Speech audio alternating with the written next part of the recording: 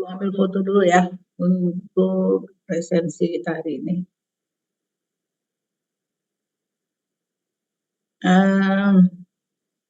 Tetap tapi ngabsennya di akademia Spirit tetap ya ngabsen ya. Kalau online seperti ini kalian bisa ngabsen dari mana aja? Bisa, Bu. Bisa, Bu.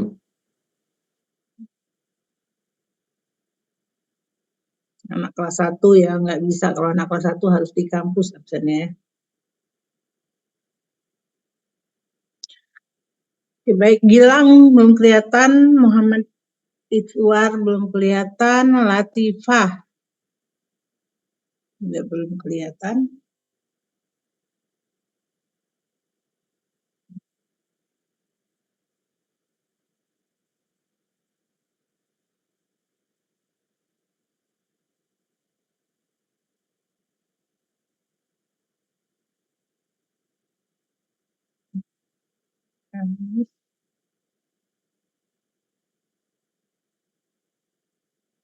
Hari ini kita materi kita masih seperti minggu lalu, karena minggu lalu belum ada penjelasannya ya, ini baru kasih materinya aja dengan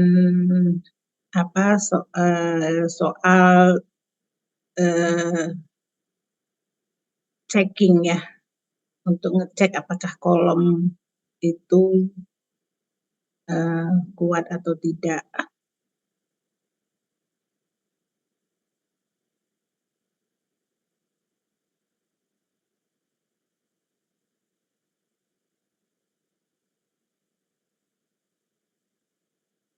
Terlihat?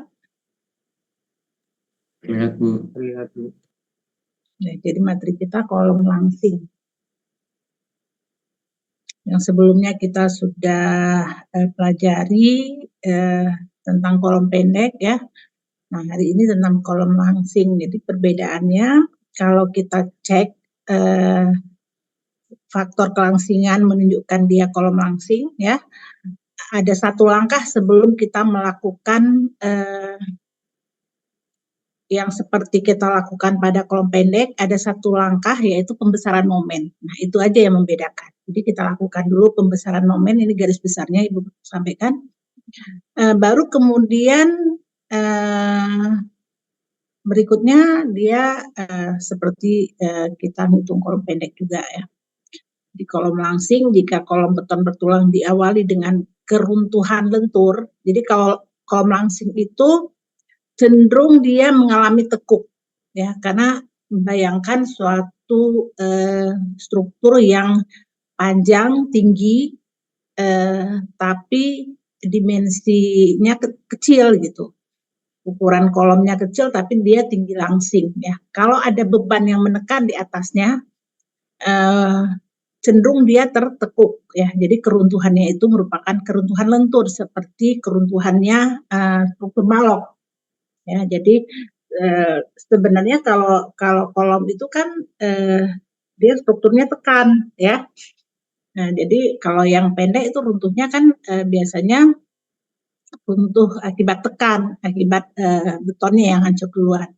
Tapi pada kolom langsing keruntuhannya merupakan keruntuhan lentur atau dia tertekuk kayak kemudian baru akibat tekukan itu maka kolomnya gagal ya. Jadi itu yang merupakan ciri atau bentuk keruntuhan dari kolom langsing. Bagaimana kita tahu suatu kolom itu kolom langsing? Ya tentu dengan kita memeriksakan dulu faktor kelangsingannya ya. Jadi semakin langsing suatu kolom, maka semakin mudah kolom tersebut melentur atau tertekuk ya. Kalau melentur kalian mungkin akan mengingat balok melentur, tapi kolom juga bisa melentur tentu ke arah ke samping bukan ke bawah ya. Sehingga kalau pada balok lenturnya akibat beban gravitasi ya dari atas ke bawah, kalau pada kolom lebih kepada selain beban tekannya juga beban lateralnya menyebabkan kolom itu melentur. Jadi momen yang besar itu disebabkan oleh beban lateral kalau pada kolom.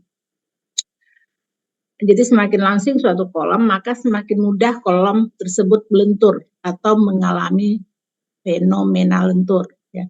Jika kolom melentur atau berdefleksi secara lateral sebesar delta, beban aksialnya akan menyebabkan penambahan momen kolom sebesar P kali delta atau momen sekunder. Nah, momennya akan bertambah sebesar P kali delta, makanya perlu nanti ditinjau pembesaran momen. Jadi momen ini akan ditambah pada momen yang telah ada dalam kolom. Jika momen P kali delta ini mempunyai besar tertentu sehingga mereduksi kapasitas beban aksial dari kolom secara signifikan, kolom tersebut dinamakan kolom langsing. Kita bisa cek langsingannya ya. Ini kalau K kali LU per R lebih kecil sama dengan 22. Ya. K itu faktor yang dilihat dari kekangan ujung-ujung kolom. L itu adalah LU itu tinggi, bersih, tanpa ditumpu pada kolom. R adalah jari-jari girasi. Ya.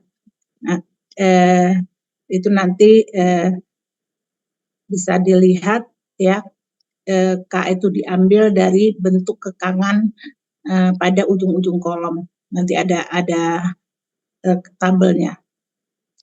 Nah, ini kolom langsing. Jika kolom yang dibebani P dengan eksentrisitas E, ya, eksentrisitas yang pertama E ini,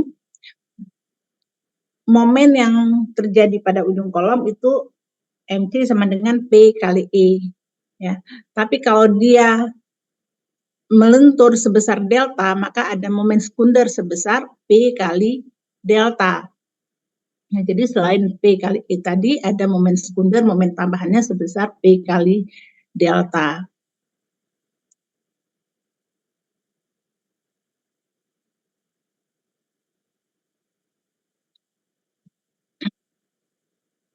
Sampai di sini paham ya? Paham, Bu. Oke. Nah, besarnya momen akibat delta, jadi akibat beban P, kolom mengalami perpindahan lateral sebesar delta yang meningkatkan besarnya momen yang terjadi di sepanjang tinggi kolom. Pada lokasi defleksi maksimum, yaitu di tengah-tengah kolom, besarnya momen yang terjadi adalah MC ya, momen pembesarannya sama dengan beban kali eksentrisitas tambah delta. Jadi MC sama dengan P kali eksentrisitas tambah delta. Jadi ada peningkatan momen akibat defleksi delta ini, yaitu tambahan momen akibat pengaruh P delta. Hal ini tentu saja akan mempengaruhi diagram interaksi kolom. Nah, kalau kita lihat diagram interaksi beban dan momen untuk kolom langsing ya, sebenarnya bentuknya itu sama seperti kolom pendek juga. Ini suatu kolom langsing yang gaya aksialnya PU dengan eksentrisitas E.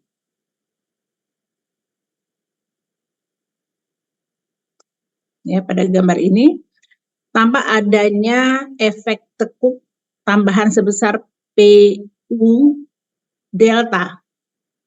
Ya, ini tadinya ini PU kali E, ini ada tambahan PU kali delta. Ya. Yang mengakibatkan kapasitas gaya aksial tekan menurun. Jadi kalau PU kali E, PU-nya tadi berada di titik C, karena ada penambahan momen ya. Nah, PU-nya berada di titik B, jadi kapasitas aksialnya itu menurun dari PU aksen menjadi PU. Dengan demikian jumlah momen menjadi PU kali E tambah PU kali delta. Ya, karena momen sama dengan gaya kali jarak.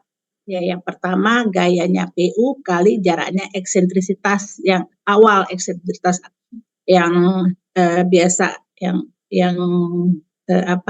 dinotasikan dengan E.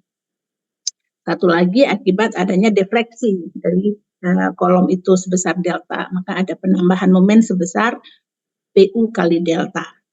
Nah, selanjutnya tinjauan kekuatan didasarkan pada momen yang sudah diperbesar itu. Jadi MC ini adalah momen yang sudah diperbesar. Jadi gaya PU yang bekerja dengan eksentrisitas E tambah delta sehingga menghasilkan M total.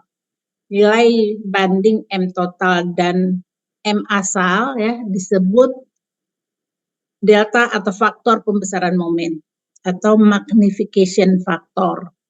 Delta ini ya faktor pembesaran momen. MC sama dengan sebenarnya ini bacaannya sama-sama delta. Yang satu delta besar yang huruf segitiga itu kan bacanya delta juga ya, tapi dia huruf kapitalnya. Yang satu lagi delta juga, tapi huruf kecilnya kalau ibu nggak salah. Yang delta ini delta di M2 ini ya, atau kita sebut aja faktor pembesaran momen karena itu memang diidentitaskan untuk faktor pembesaran momen atau magnification factor gitu. Nah, yang segitiga ini defleksi ya, delta untuk defleksi kolom. Yang satu lagi faktor pembesaran momen yang delta kecilnya. Nah, komponen jadi angka kelangsingan sendiri ya, angka kelangsingan peraturan tidak memberikan batas panjang maksimum kolom pendek. Jadi secara berapa meter disebut kolom pendek, di atas itu disebut kolom langsing, tidak seperti itu. Jadi bukan pembatasan dari batas panjang maksimum itu kolom pendek atau kolom langsing, tetapi harus menggunakan suatu proses evaluasi kelangsingan pada batas nilai rasio kelangsingan tertentu. Jadi kita harus ngecek dulu, walaupun kita lihat misalkan kolom ini tinggi, kita mau mengklasifikasikan dia ke kolom langsing, belum tentu ya, belum tentu. Jadi harus dianalisa dulu, dicek dulu apakah KLU per R-nya dalam bisa dikatakan bahwa itu adalah kolom langsing. Jadi angka kelangsingan itu perlu diperiksa dulu atau dianalisa dulu. Maka efek kelangsingan dapat diabaikan apabila rasio kelangsingan kolom memenuhi ketentuan berikut ini. Komponen struktur dengan komponen struktur tekan, maksud di sini komponen struktur tekan itu ya kolom ya, dengan pengaku lateral.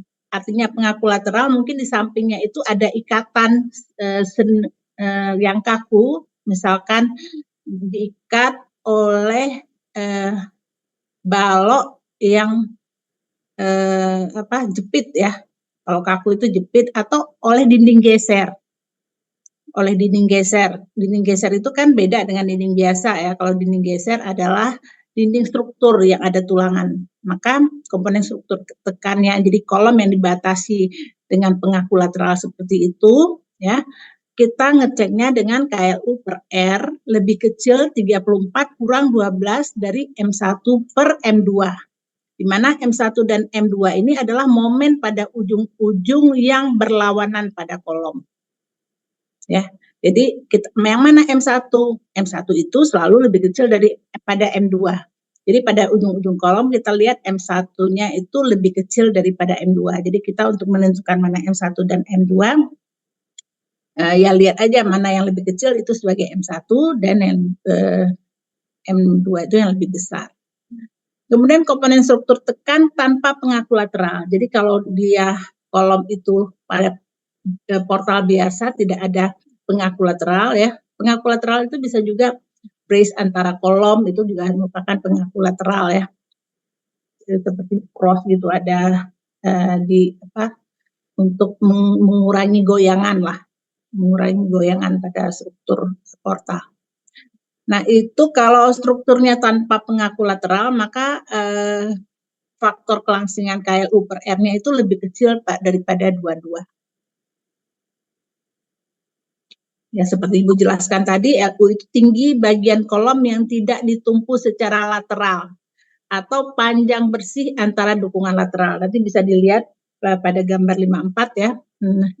Setiap bentuk kolom yang berbeda, tumpuan atasnya dan bawahnya LU-nya ditetapkan juga beda. Jadi ada yang ada tumpuannya perbedaannya terlalu besar dengan ukuran kolom, nah dianggap itu batas tumpuan. Ada yang kecil, nanti dilihat di bawahnya ada gambarnya.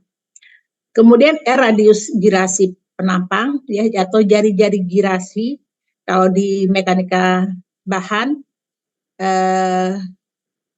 kalau momen inersia itu I besar 1/12 BH pangkat 3, maka jari-jari girasi ini akar dari IG momen inersia per luas penampang. Jadi radius girasi atau jari-jari girasi R ini adalah akar dari momen inersia per luas penampang. Jadi berbeda-beda untuk setiap ukuran model penampangnya ya. Misalkan untuk lingkaran, untuk persegi panjang, untuk yang bentuknya bujur sangkar ya. Biasanya diambil 0,3 kali dimensi arah yang dianalisa untuk penampang persegi, dan 0,25 kali untuk penampang bundar. Ini sebenarnya 0,3 karena kalau kita masukkan ke dalam persamaan akar dari momen inersia per A, untuk bentuk penampangnya persegi ya dapatnya 0,3. Kan momen inersia untuk penampang persegi 1/12 BH pangkat 3. Kalau B sama dengan H berarti 1/12 H atau B pangkat 4 gitu kan. 1/12 H pangkat 4 per A. A itu B kali H. Jadi kalau 1/12 BH pangkat 3 1/12 misalkan H pangkat 4 per H kuadrat. Dapatnya 0,3 kali H gitu, atau 0,3 kali B. Nah, jadi itu karena bentuk penampangnya persegi maka 0,3. Kalau bentuk penampangnya bundar 0,25 karena kalau untuk bundar momen inersianya 1/36 BH pangkat 3. Kemudian A-nya luas dari itu penampang bundar itu sendiri sehingga dapatnya 0,25 kali. Kemudian K adalah faktor yang bergantung pada jenis dukungan pada ujung-ujung kolom. Nanti kita lihat juga faktor-faktor K-nya. Nah, ini untuk tadi yang ada konteks bahwa portal yang bergoyang yang bagaimana, yang dengan pengaku yang bagaimana. Nah, gambar A ini tidak bergoyang dengan pengaku. Maksudnya ada pengaku di sini, jadi baloknya itu berpengaku ke jepit ya, sehingga dia goyangannya itu bisa terkekang. Sedangkan B ini portal bergoyang. Jadi secara lateral dia tidak ada pengaku, sehingga dia goyangannya lebih tidak tertahan, tidak terkekang gitu. Bisa jadi kalau misalnya dibatasi oleh dinding-dinding geser juga merupakan portal yang tidak bergoyang. Kemudian ini tadi panjang bersih kolom. Nah, ini LU kalau bentuk tumpuan atasnya seperti ini ya, besar dia, maka dihitung LU-nya betul-betul panjang bersih kolomnya aja. Ya, jadi yang melebar itu tidak termasuk dalam tinggi LU. Tapi kalau dia seperti ini ya, kolomnya tingginya itu di atas tumpuan atasnya itu tidak ada yang model apa istilahnya nih ya, yang model ada besar ya, itu tidak ada, maka LU-nya itu pada batas tumpuan atas itu. Tapi kalau di atasnya hanya pembesarannya sedikit ya dari bentuk kolom, itu masih dihitung dalam tinggi kolom. Jadi misalkan kolom 3,5 atau 4,5 gitu. 4,4 meternya mungkin ukurannya lebih kecil daripada yang 0,5 meternya ya, tapi masih perubahannya itu nggak begitu banyak, itu masih dianggap itu panjang dari kolom. Nah, itu salah satu 3 contoh ini ya yang umum ditemukan. Nah, kemudian tadi radius of gradation atau jari-jari girasi. Nah, seperti ini yang Ibu ceritakan tadi, bahwa jari-jari girasi itu akar dari IG per luas. Jadi akar dari momen inersia per luas penampang. Ya. Jadi kalau bentuknya 4 persegi, kalian bisa cek sendiri, hitung R.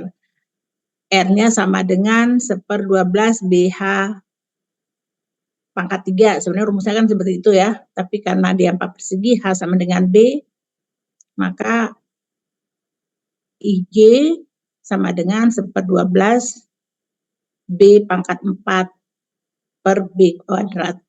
Akar dari itu. Dapatlah 0,3. Bisa terhadap lebar atau terhadap tinggi kolom. Kalau bentuk lingkaran, R sama dengan 0,25D.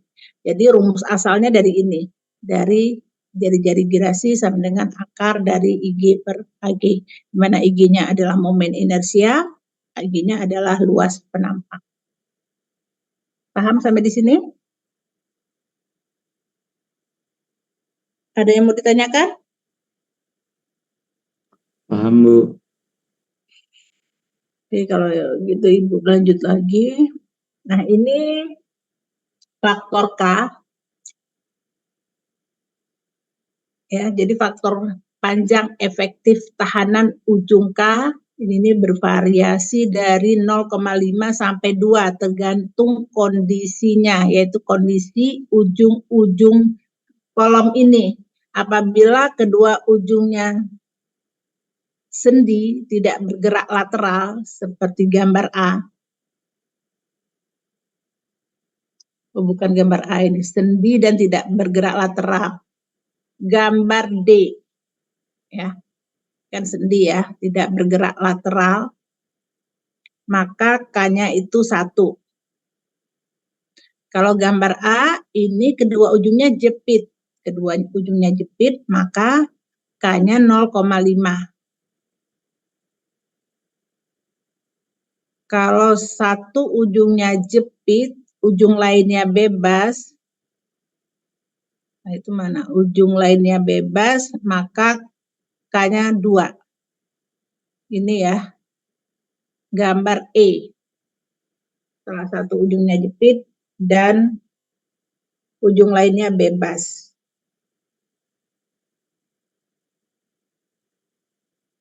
Kemudian ada lagi yang kedua ujungnya jepit, tetapi ada gerakan lateral. Itu C itu, ya. C, kedua ujungnya jepit, tapi ada pergerakan lateral pada salah satu ujungnya. Nah, itu K sama dengan 1. Ya, jadi kalian bisa lihat tabel ini untuk tahu nilai K-nya berapa. Ya, di sini ada keterangan kondisi dari ujung-ujung atau tumpuan-tumpuannya. Kalau yang jepit dengan rotasi fix and translation-nya fix. Jadi ini enggak bergerak secara rotasi dan enggak bergerak secara translasi. Ada juga sendi, rotasinya free dan translation fix. Jadi tertahan hanya translasi aja, sedangkan rotasi dia bisa. Kalau bentuknya seperti ini ya, seperti jepit ini yang bentuk segitiga, tapi rotasinya fix dan translasinya free. Dia beda dengan jepit ya. Kalau jepit kan dia rotasinya juga enggak, translasinya enggak. Tapi kalau yang model peta ini, dia tertahan secara rotasi, tetapi secara translasi tidak. Ada lagi yang bentuk pin ini, yang bulat kecil, itu dia rotasi dan translasinya free, jadi bisa bergerak secara rotasi dan juga translasi. Yang sering kita kan keadaannya yang nomor A jepit-jepit itu 0,5 atau D sendi-sendi ujungnya 1 ya. Kemudian satu ujung jepit, ujung lainnya bebas. Itu seperti nomor E, itu 2 yang sering kita temukan tumpuan yang sering kita temukan pada struktur-struktur sipil.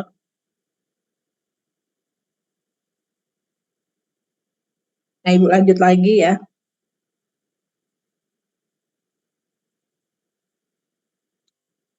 Jadi faktor K ya umumnya pada struktur portal kondisi kekangan pada join atau ujung batang berada antara kondisi sendi, pin, dan jepit sempurna fix. Untuk struktur dengan kondisi kekangan tersebut, faktor K dapat dihitung dengan menggunakan persamaan atau menggunakan grafik nomogram faktor panjang efektif kolom atau grafik Likman. Nah, grafik ini kalian bisa searching bisa searching sendiri ya, bisa disimpan sendiri. Ibu kebetulan lupa cari ininya yang ada sama Ibu foto-foto kopinya ya nanti. Bentuknya itu yang seperti di sini ada nggak ya? Ada Ibu simpan nggak ya? Faktor. Jadi kita bisa menggunakan ini untuk melihat faktor panjang efektif kolom dari grafik Likman itu. Jadi ada 3 garis di situ. Nanti kita bisa lihat. Jadi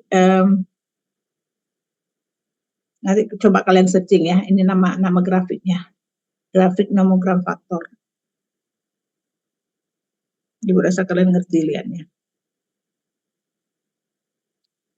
Nah, peraturan HCI memberikan persamaan untuk menghitung nilai K, yaitu untuk struktur tekan yang tidak bergoyang, K sama dengan 0,7 tambah 0,05 dalam kurung si ya, ini bacanya ya.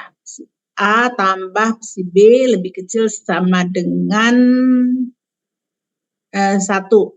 Satu lagi K sama dengan 0,85 tambah 0,05 si minimum lebih kecil sama dengan 1.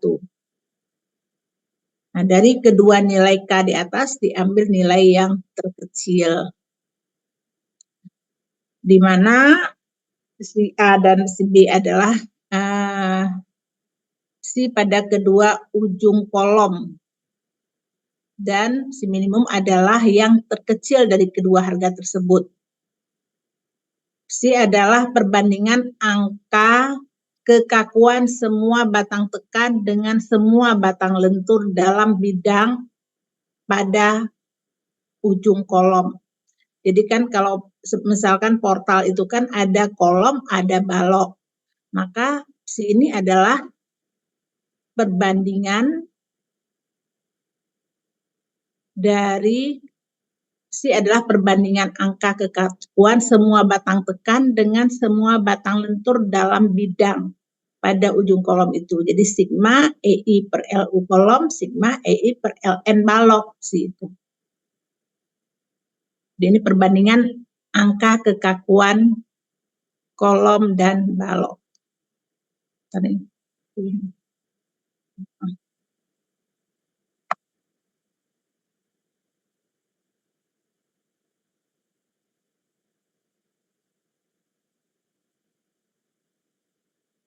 LU sendiri kan bentang bersih kolom, LN bentang bersih balok.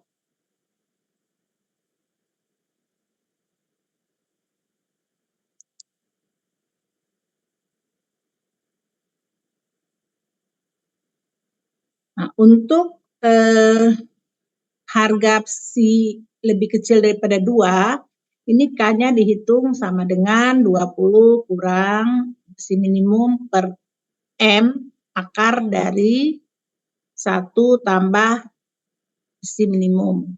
Untuk lebih besar sama dengan 2, dihitung K sama dengan 0,9 akar dari 1 si minimum. Di mana si M ini adalah harga rata-rata, median ya, bukan minimum. Minimum tadi langsung ditulis minimum ya. Median harga rata-rata untuk kedua ujung batang tekan tersebut.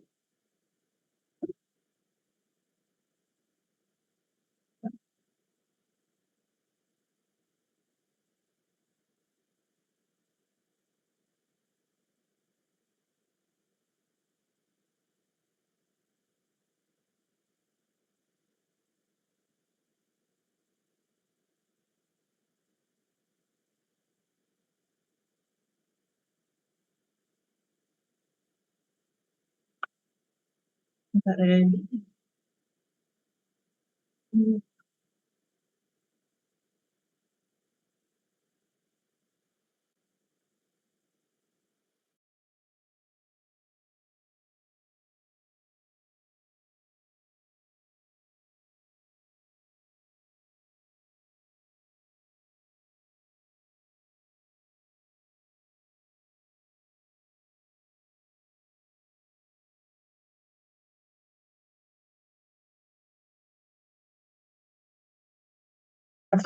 Kalian bisa searching cari grafik monogram, ya, grafik monogram. Nah, di situ bisa kalau nanti mau digunakan bisa searching cari aja grafik monogram ya.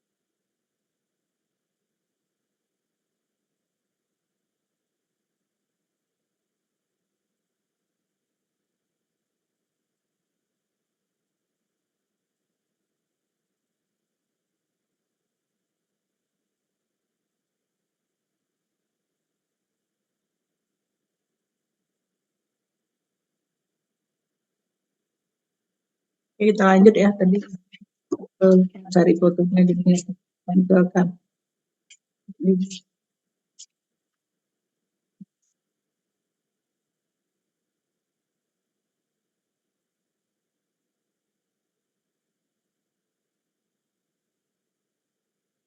Struktur tekan bergoyang dengan kondisi sendi di salah satu ujungnya itu K sama dengan 2 tambah 0,3 Pi, di mana Pi adalah harga pada ujung yang tertahan. Jika faktor K dihitung dengan menggunakan grafik monogram faktor, panjang efektif kolom atau grafik elemen dari Jackson and Moreland, maka harga si A dan si B yang sudah didapat dihubungkan nilai tersebut dengan suatu garis lurus yang akan memotong garis skala nilai K yang ada di tengah. Untuk ujung kolom yang berupa nilai sendi nilai berupa sendi, ujung kolomnya berupa sendi, maka nilai besi ini tak hingga, sedangkan untuk jepit nilai besi ini sama dengan 0. Dalam hal ini dibedakan untuk kolom dengan pengaku dan kolom tanpa pengaku. Jadi seperti ini bentuknya. Ntar Ibu kasih gambaran. Ini grafiknya 1, 2, di tengahnya ada ini 3. Jadi misalkan di A dapatnya ada di sini ada apa? Seperti penggaris lah, ada satuan-satuannya berapa. Jadi kalau kita tarik garis dari ini ke sini misalkan, ini yang si A-nya ya berapa, nanti yang B-nya berapa, maka nilai yang diambil nilai yang di tengah ini. Nah, ya, paham ya? Yang ada di tengah. Untuk ujung kolom yang berupa sendi nilainya itu tak hingga, sedangkan untuk jepit sama dengan 0. Dalam ini dibedakan untuk kolom dengan pengaku dan kolom tanpa pengaku. Karena jepit sempurna dalam praktek tidak ada, maka biasanya diambil mendekati 1 atau diambil 1. Bila ujung kolom tidak kaku ke pondasi secara teoritis, diambil tak hingga, tapi dalam desain biasanya diambil nilainya 10.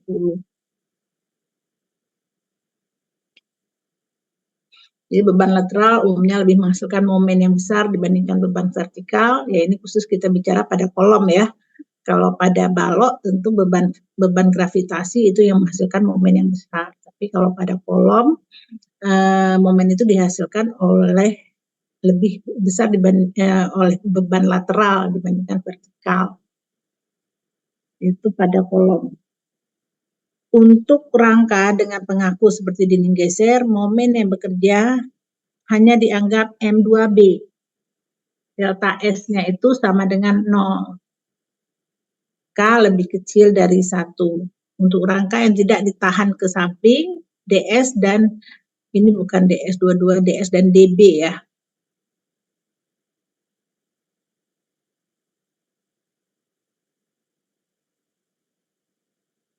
DS dan DB harus dihitung.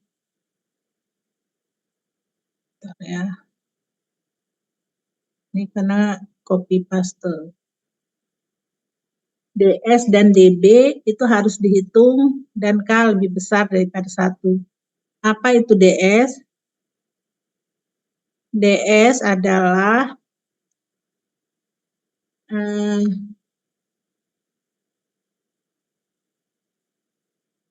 pembesaran akibat faktor-faktor pembesaran momen akibat gaya,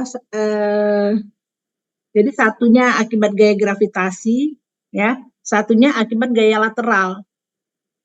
Jadi kalau Ibu nggak salah, dB itu faktor pembesaran momen ya untuk beban gravitasi dB, delta B, sedangkan delta R adalah faktor pembesaran momen akibat gaya-gaya lateral, misalkan angin, gempa, itu DS.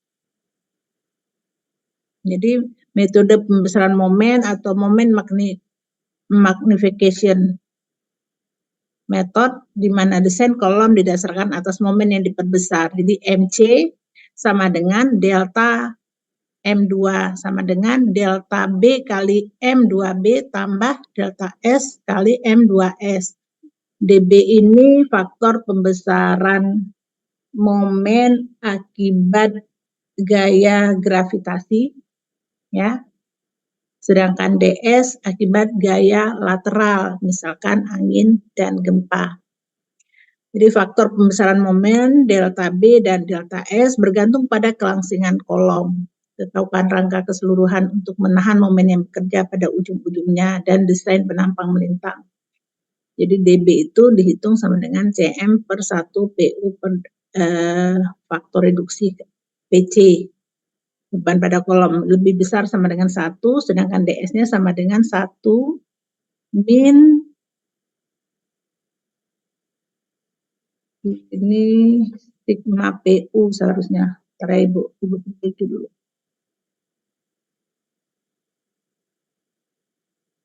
Sigma PU per delta sigma PC per delta sigma PC.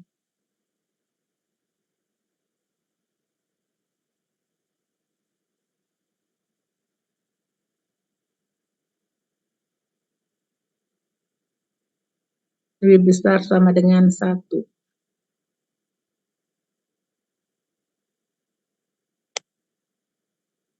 Harusnya ada keterangan, ini udah buat keterangan apa itu DS, apa itu DB.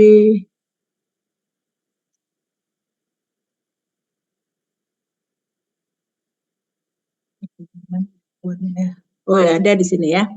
Ini ada penjelasan DB faktor pembesaran untuk momen yang didominasi oleh beban gravitasi.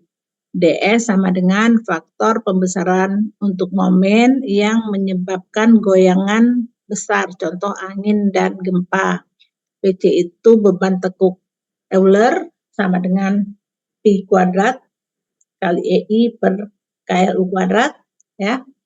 Sedangkan KLU tadi panjang efektif kolom,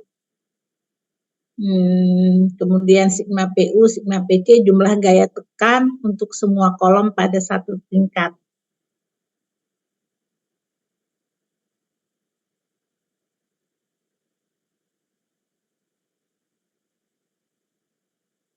Kemudian LU tadi panjang tak tertumpu kolom.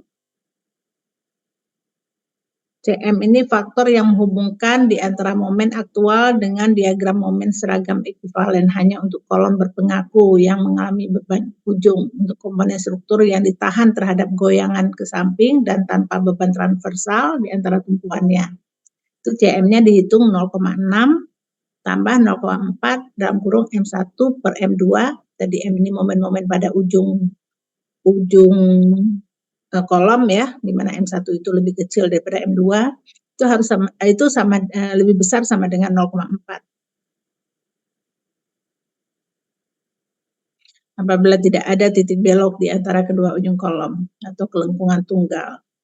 Untuk kondisi lainnya, CM diambil 1.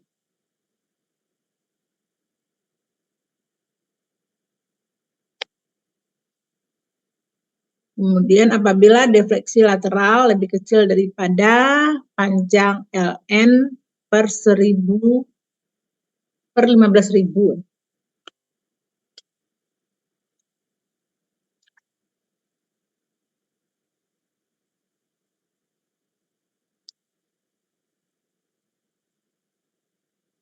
Pada umumnya apabila defleksi lateral bangunan tidak melampaui 1.500 struktur rangka batang,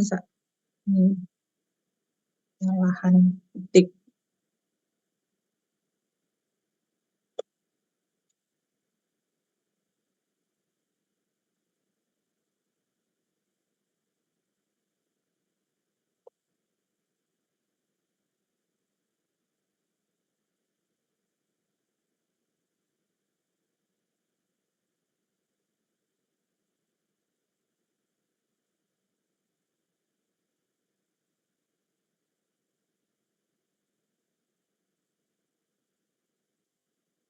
Jadi pada umumnya apabila defleksi lateral bangunan tidak melampaui dari tinggi netonya per 1.500 struktur rangka dianggap berpengaku.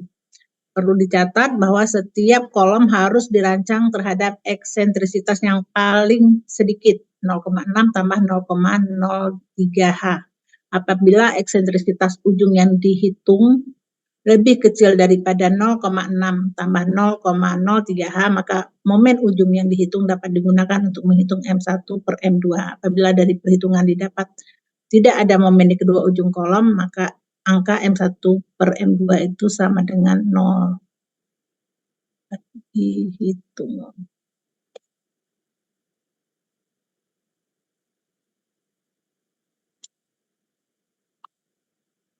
Kemudian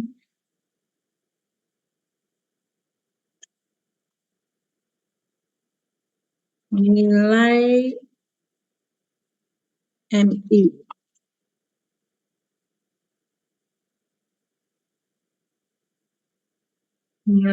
Nilai EI.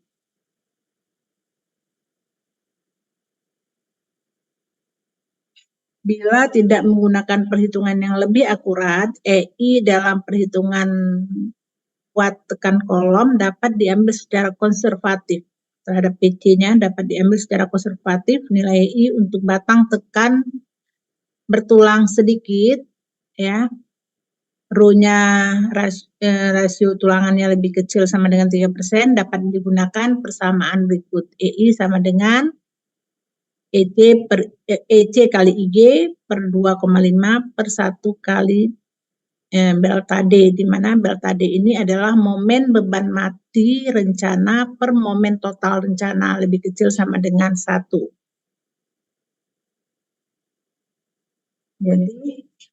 Jadi ini kalau momen beban mati rencana itu 1,2 MD, momen beban mati. Per momen total rencananya 1,2 MD tambah 1,6 momen akibat beban hidup, lebih kecil sama dengan 1. EC-nya seperti biasa untuk beton 4.700 akar F aksen C, modulus elastisitas bajanya 200.000 MPa.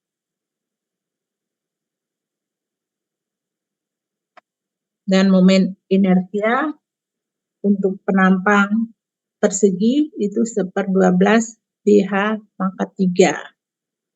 Ya, jadi IG-nya itu 1/12 BH pangkat 3. EC-nya 4.700 akar F aksen C.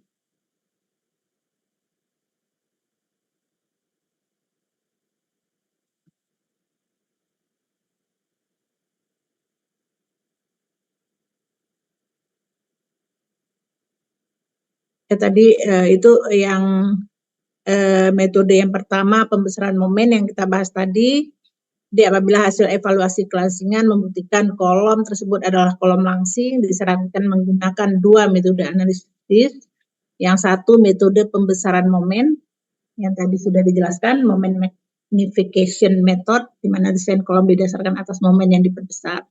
Yang kedua apabila orde kedua, jadi yang memperhitungkan efek defleksi. Analisa ini harus digunakan apabila KLU per R lebih besar daripada 100.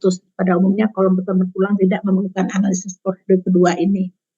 Jadi analisis orde kedua ini nggak kita bahas ya. Kita rata-rata yang digunakan adalah metode pembesaran momen. Kemarin ada soal nomor 1. Ini soal nomor 1 ini di materi sampai di sini aja ya, tapi nanti ada langkah-langkah perhitungan, ada Ibu berikan di bawahnya pada saat mengerjakan soal.